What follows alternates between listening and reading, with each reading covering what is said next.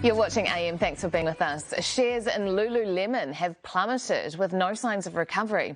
The activewear giant that once boasted stocks up 320% is now seeing stocks slumping by 40%. Milford Asset Management and Senior Analyst Stephanie Batchelor joins us this morning. Hey, Stephanie. Good morning. This is a huge change in tune. They were doing so well, but this is quite a plunge.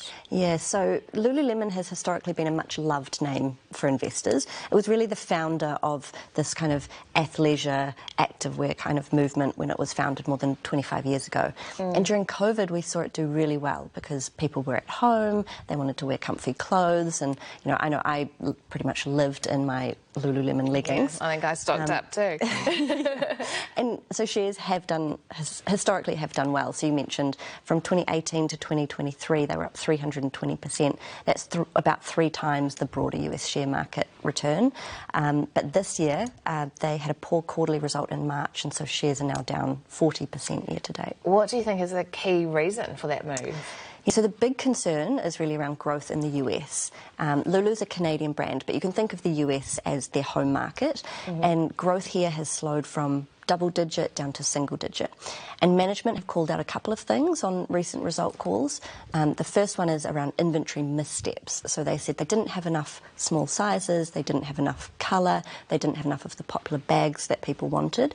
So they said the brand and popularity is fine, they just didn't have enough of the right product, and if they did, they would have done better. And then they also called out general macro weakness as well.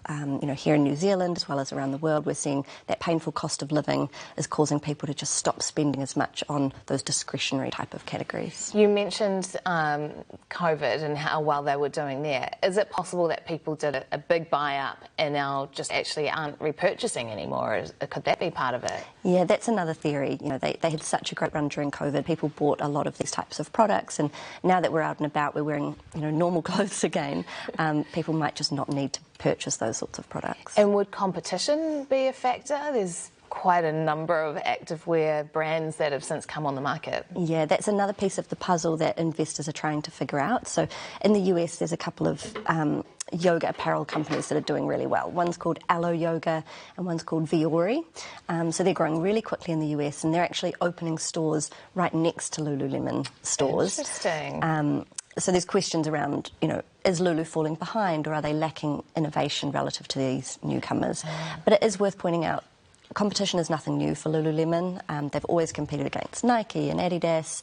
6 or 7 years ago, there was concerns around Athleisure, Lorna Jane, Sweaty Betty, all of these other names, and they've navigated that fine. Is there any upside to this?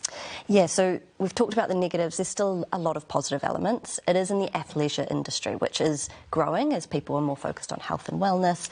Their international business is still growing very quickly, so it's early days for them there. They've expanded into menswear, things like comfortable work pants, and investors still really like the high margins and the really top-notch profitability of Lululemon. Yeah, interesting, the comfy work pants. I mean, yeah, I think that could take off for sure. At what point do you think investors will venture back into Lululemon? What do they need to do there? Yeah, it could take a couple more quarters until some of the more bearish investors feel comfortable jumping back into the shares. Management have said they plan to resolve those inventory issues in the second half, and they said that they've got a good pipeline of innovation set to come through.